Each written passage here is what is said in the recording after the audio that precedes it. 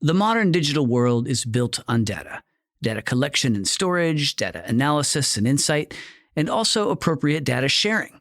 It's incumbent on every organization to keep its massive amounts of data, much of it personal, safe from outside attacks. That last part is turning out to be quite the challenge, and it's the reason why project teams around the world are increasingly focused on cybersecurity initiatives. The world is changing fast, and every day, project professionals are turning ideas into reality, delivering value to their organizations and society as a whole. On Projectified, we'll help you stay on top of the trends and see what's ahead for the project economy and your career. This is Projectified. I'm Steve Hendershot. Data breaches hit organizations hard. The global average total cost of a data breach in 2022 was $4.35 million, according to IBM Security, but that price tag only begins to describe what's at stake as organizations strive to protect their data. When a company gets hacked, not only is it costly to repair the immediate damage, but there's also a deeper cost as partners and customers lose faith in that company's ability to safeguard sensitive information. So organizations are getting the message, having project teams take steps to bolster cybersecurity from myriad threats from bad actors, such as ransomware, extortion, cloud security breaches, and mobile malware. Today, we're speaking with a couple of project leaders involved in those efforts. We'll start in Singapore. Projectified's Hannah LaBelle spoke with Gordon Yan, Vice President and IT Project Manager for Cybersecurity Projects at OCBC Bank.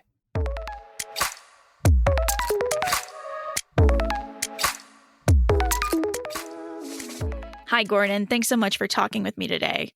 Let's start our discussion with threats and responses. What are the biggest cyber threats you're seeing in your sector, and how is it changing the projects financial services or banking organizations are pursuing? In the context of Singapore, and particularly in the banking industry, in the past few years, phishing scams and impersonating scams are the most rampant and damaging cyber crimes that we have seen happening every day. The regulators has put in more requirements on cybersecurity. For example, in all the banks in Singapore, the real-time payment system allows the user to add recipients immediately and make instant payments after adding the recipient. And because of these phishing scams, a cooling period was imposed by the regulator in only last year. So there was a trade-off between convenience and cybersecurity. As what we have seen, and maybe in the next few years, continual investment on cybersecurity from the public and private sector is still going strong. And cybersecurity is needed to against cybercriminals and threat actors. So how is your organization responding to these threats and regulation changes? Are you seeing a greater focus on or more resources being put towards cybersecurity projects? From the enterprise level, the bank has put up a solid and comprehensive cybersecurity program. And one level down was the cyber defense roadmap defined by our information security office colleagues. Based on this roadmap, we define the areas of gap, potential new capabilities that we need to uplift ourselves against cyber threats. And also from the cultural, the employee awareness level, that is just about cybersecurity tooling to uplift ourselves against cyber threats. And in terms of funding and resourcing, definitely, because more emphasis and investment into cybersecurity projects, we need a lot of resources in order to deliver the project over a short time frame. One way is to hire 1,500 tech staff from 2022 to 2025. So will be quite a number of them working for tech-related and cyber-related projects. As we're talking about responding to changes, what role does artificial intelligence play in all this? Some teams use AI for threat detection, but as we see more AI tools become available, what does that mean for potential threats? Oh, yes. There's a rise of AI in the IT area. And to cybersecurity, it can be an opportunity or a potential threat. So it's either a friend or a foe. From one hand, AI can help cybersecurity to do a lot of low-level security monitoring so that it can reduce a lot of manpower and resources. We can concentrate into more high-skill cyber defense tasks and jobs. However, on the other hand, we also seen AI being used into these impersonating scams because AI can talk to human, understand human better, and impersonate better. There's a phishing scam also going up with the introduction of AI. So to me, it's a double-edged sword. The whole IT industry is fast growing. So likewise for cybersecurity, we need to keep up to speed to defend and safeguard the interests of the organization and customers in that space. Okay, now let's talk about a cybersecurity project you've led at OCBC Bank. Walk me through it. What was the project's goal? In our cybersecurity project, although we are delivering for our stakeholder in the cybersecurity office, we are like any other project under this close or comprehensive scrutiny by cybersecurity assessment. And also because of the nature of cybersecurity project, which are different from global banking, global payment, and trading platforms, we are touching the foundation of everything. For this particular project, we are deploying some agents into our environment so that we can use a vendor off-shelf products to do a continuous surveillance into our environment to find out whether there's any security gap, to pick up any weakness. When we come to cybersecurity tooling, it's agent-based, just like our antivirus, data loss prevention agent. It is privileged, quite powerful. It can do a lot of harm when it is compromised. That's why a lot of evidence gathering from the vendor is required in order to satisfy our stakeholders, satisfy our security assessment officers that this product is good to be launched and good to go live. So, how do you manage the risk that comes with these types of projects?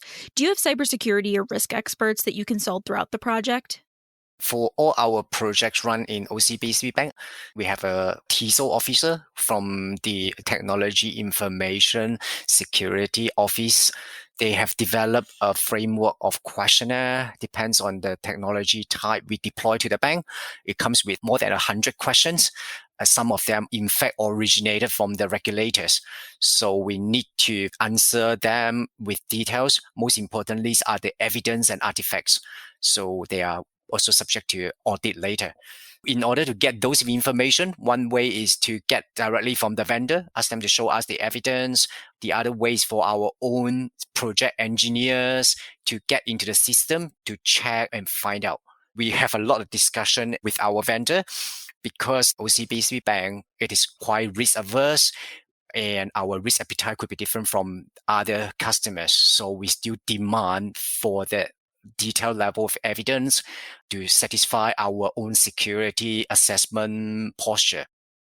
When you're looking at a project like this, what was your project management approach? Would you say that you tailor it based on the initiative?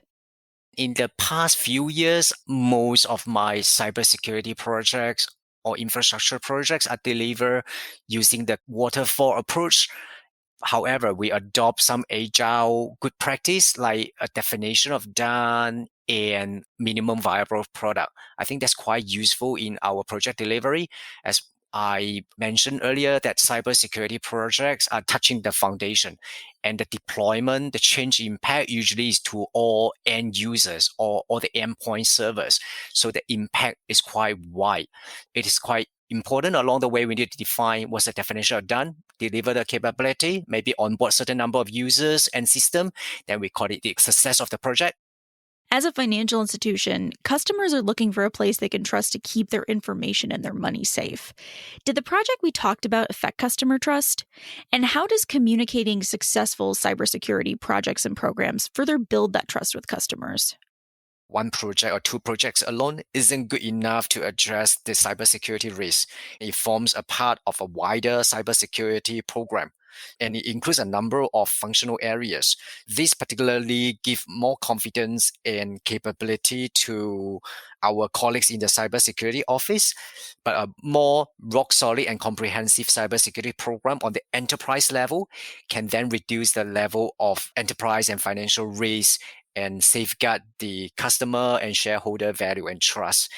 That isn't really very direct and transparent to the customers, but cybersecurity investment awareness, the bank has put in a continuous effort in tackling the risk always communicated and made known to the public. Maybe from there, the customer can see the bank's effort, they have more confidence and trust in the bank in the long run.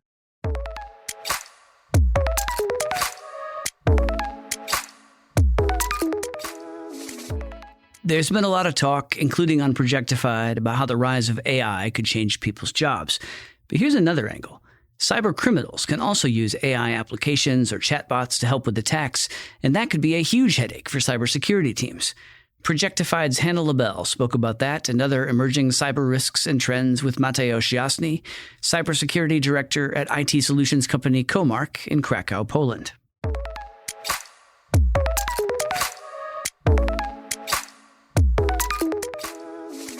Mateusz, thanks for joining me today. So, to start us off, when it comes to the cybersecurity threat landscape, what are the biggest threats organizations have to consider? This really depends on industry, size, your geographic locations, but APTs, so advanced persistent threats from cybersecurity perspective, the bad guys that are organized criminals. I think that's one of the biggest threats currently.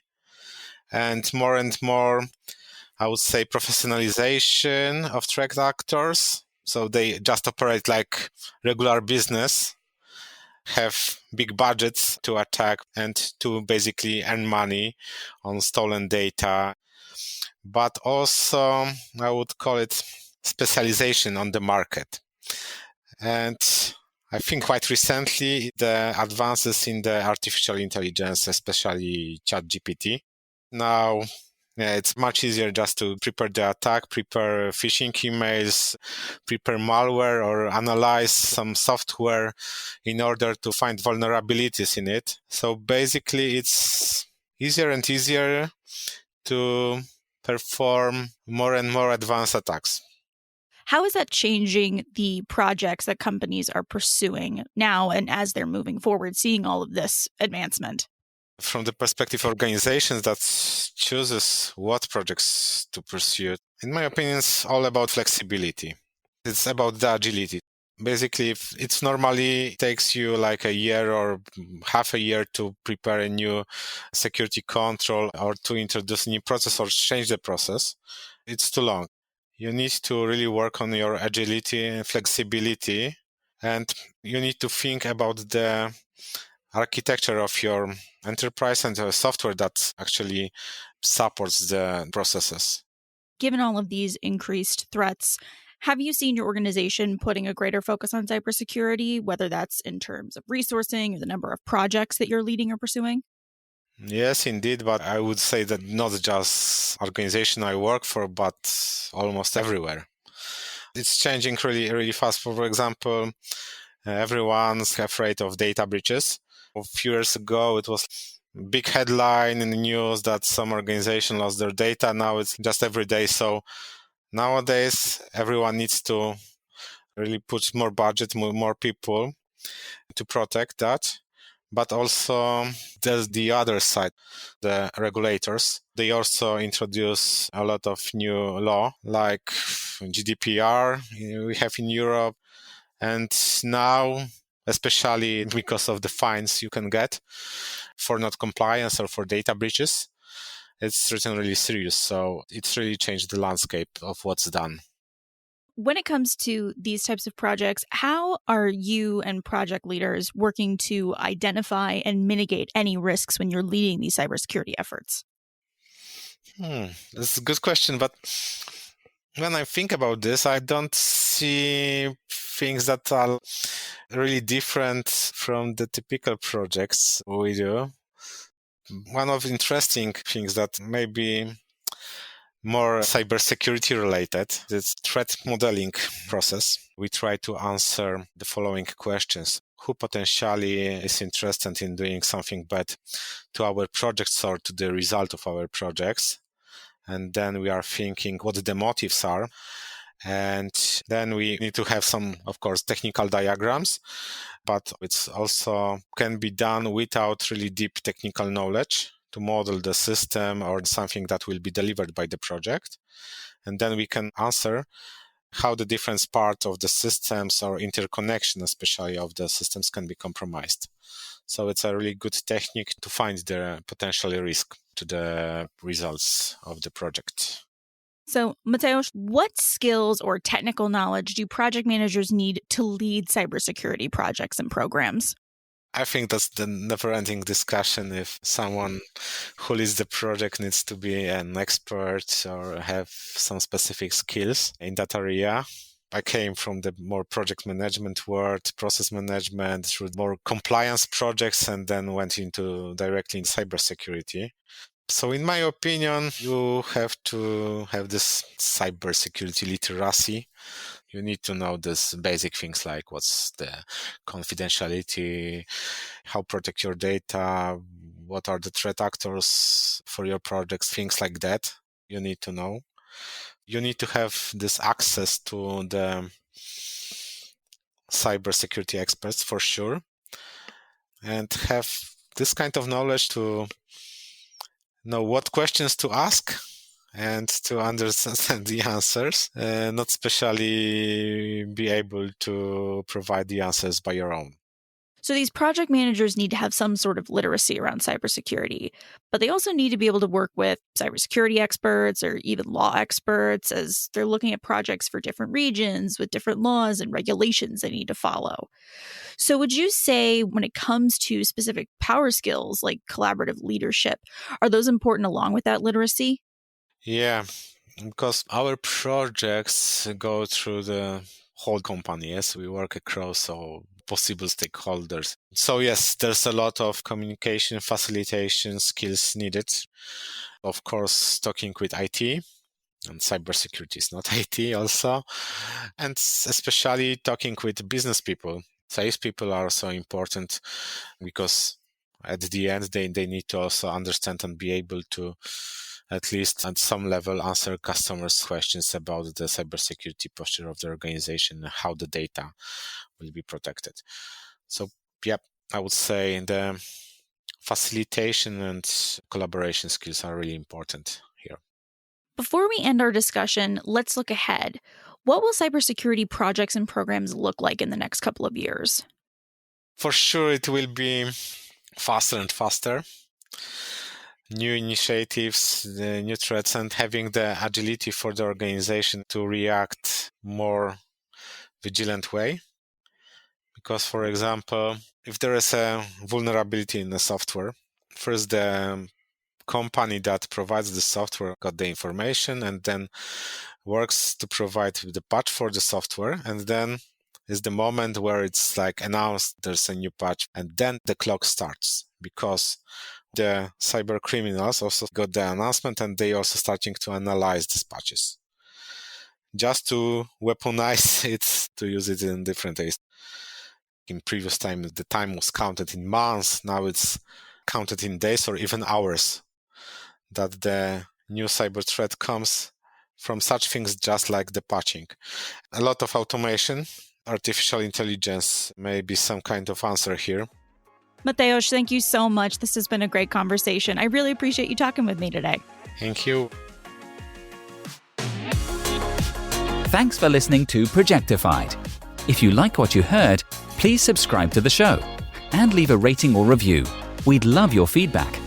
To hear more episodes of Projectified, visit Apple Podcasts, Google Play Music, Stitcher, Spotify, or SoundCloud, or head to pmi.org/podcast.